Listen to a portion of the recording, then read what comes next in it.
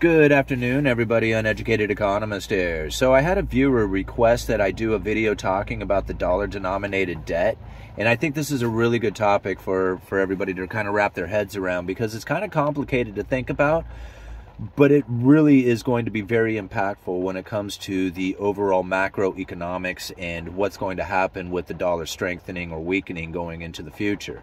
Now, a lot of people, when they look at the dollar, they kind of focus in on the dollar being in the United States. And now everybody knows that the dollar is the world reserve currency, but we don't really think about what that really means for the world, or what it means for the dollar strengthening or weakening when you think about how much demand there is for dollars that is outside of the United States. Now, a lot of people just think about the demand for dollars to buy goods and services, but it goes much deeper than that, because there is entities and corporations, sovereign nations, all kinds of people who have written debts that are due in dollars. Now, we have to think about that. It's not anything to do with our country, with the United States at all. But yet these debts are due in dollars. That means there's a demand for dollars that is outside of the United States that came into existence without anything that we had involved with, like not our banks, not our governments, not our corporations, nothing, right? But all of a sudden, here's this demand for dollars because somebody had written a contract that is due in dollars. Now, here's where the interesting part that comes in. Not only does it create a demand for dollars because this contract is going to come due at some time, and they're going to have to go out there and find the actual dollars to pay that contract off, but what ends up happening is that those contracts themselves end up being used as dollars. They end up becoming contracts of collateral. For collateral purposes, they get used as dollars. This is really interesting to think about. So now it's an entity outside of the United States, doesn't have anything to do with the United States, none of corporations, governments, banks, nothing like that, has written a debt that's due in dollars, which is going to create a demand for dollars at some point as that debt comes due. And that actual instrument of debt is being used as dollars itself. So they created money out of nowhere, wrote a contract, and literally created money that then gets used. Now, this is dollars that is now getting used outside of the United States. So think about how much currency is now available outside of the United States when you have these entities, corporations, governments, writing debts in dollars and then using those debts as currency itself, as the money. All right. So it doesn't, like I said, this doesn't have anything to do with the United States yet, except that at some point the demand for dollars starts to pick up as these debts are coming due. Now, when you hear the Federal Reserve say the demand for our liabilities, that is what they are talking about. They are talking about the demand for their liabilities having to pay off contracts that were written outside of the United States. So when people say how much, where's the level that is going to be appropriate for the Federal Reserve to print money to, right? How big should they expand their balance sheet? And their answer to it is, depends on how much demand for their liabilities there is out there. So now we have to think about this on the world scale. We have these contracts that are written, due in dollars, by countries and banks and corporations all over the world that have nothing to do with the United States, then using these dollars or these contracts as if they are dollars. Now, as the Federal Reserve begins to unwind their balance sheet, which means that they are bringing these dollars back into the bank and essentially destroying them. Okay, so now if you're not familiar with quantitative easing and how those dollars came into existence, the Federal Reserve, although they don't print money, printed money and bought treasury bonds. And with those treasury bonds, they put those on the balance sheet and put the dollars into circulation. As those bonds, those loans to the governments come due, those dollars come back to the Federal Reserve, and unless they roll that into new debt, meaning they buy new bonds or, something else with it, then those dollars come back to the Federal Reserve and essentially get destroyed. So all the money printing that has been taking place over the last few years with the quantitative easing has actually reversed into something called quantitative tightening, where the Federal Reserve is now bringing these liabilities back to the Federal Reserve and essentially destroying those, which is putting pressure on all these entities outside of the United States who have to come up with these dollars in order to pay their debts. Now, why in the world would anybody want to use dollars in order to attract a loan? Like, why would they sell a bond in dollars that they don't have anything to do with the United States? And the answer to that is because they get the best interest rate off of it. When you are going for dollar-denominated debt, you are going to be able to borrow money cheaper than if you had used any other currency because of the strength of the dollar or the safe haven status of the dollar. Then when you go to borrow money from the investors out there and you are promising to pay back in dollars, that is a safe currency. And with the safety or less risk becomes the lesser interest rate, right? More risk, more reward. So the higher the risk, the higher the interest rate. With the dollar, you have less risk, so the interest rates come down. This is what gives those entities, those corporations, those banks, those companies outside of the United States, those sovereign nations, the ability to borrow cheaper than if they were using their own currency. That's the important part to think about. But this is where it gets them in trouble.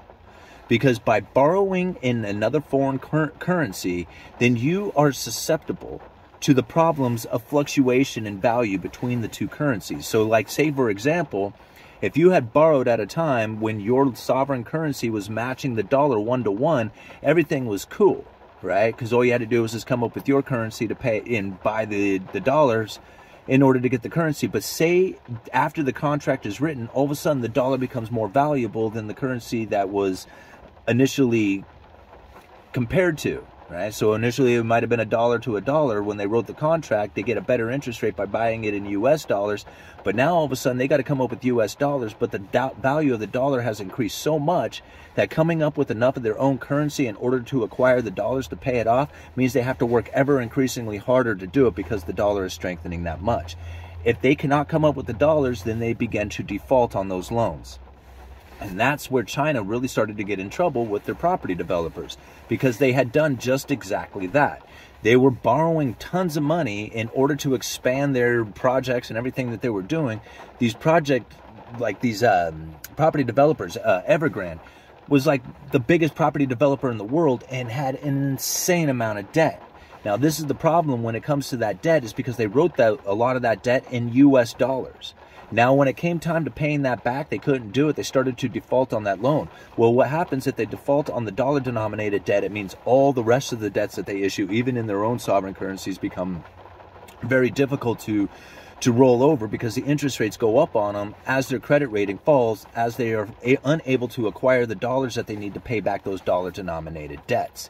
And this is really where the strengthening dollar is going to destroy the rest of the world. And right now, you can still see that there is plenty of nations out there who are still taking out dollar-denominated debt. So when people say that the dollar is going bye-bye, it can't. Not when you have countries like Hungary who are taking out billions of dollars worth of dollar-denominated debt. That is going to create a demand for dollars going into the future. Now, I'm not saying that by any means that there is not countries and corporations and people out there trying to get out of the dollar.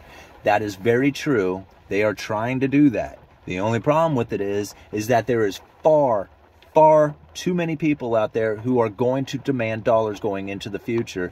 And the idea that the dollar is going to go away isn't going to happen tomorrow. It isn't going to happen next year. Will it happen at some point in the future? Yeah, it sure will.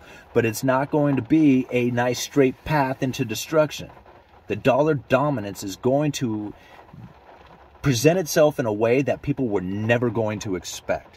As the dollar becomes very difficult to acquire, countries like Hungary, who have taken out dollar-denominated debt right now, are going to find themselves in a very difficult position trying to acquire the dollars they need to pay back those debts. And everybody right now, places like Sri Lanka, are suffering the consequences of that very action. And don't think that the United States didn't do this. I mean, the United States in itself, when they were going through a financial issue back in the late 70s, issued out Carter bonds. These were bonds issued by the United States Treasury that were due in Swiss francs and German marks. Why? Because they got the best interest rate by doing that. If they issued them out in dollars, they had to pay a higher interest rate, so they promised to pay it back in a foreign currency. Think about that. The United States has done this too. So as this continues, as this strengthening of the dollar, or these contracts that are written needing to be unwound, needing to be, basically terminated by getting the dollars back to offset the contracts, to make pretty much pay them off. Once that happens, the dollars get destroyed. As those contracts disappear, as people are like, man, I'm out of the dollar, screw this dollar, I don't want to do it anymore.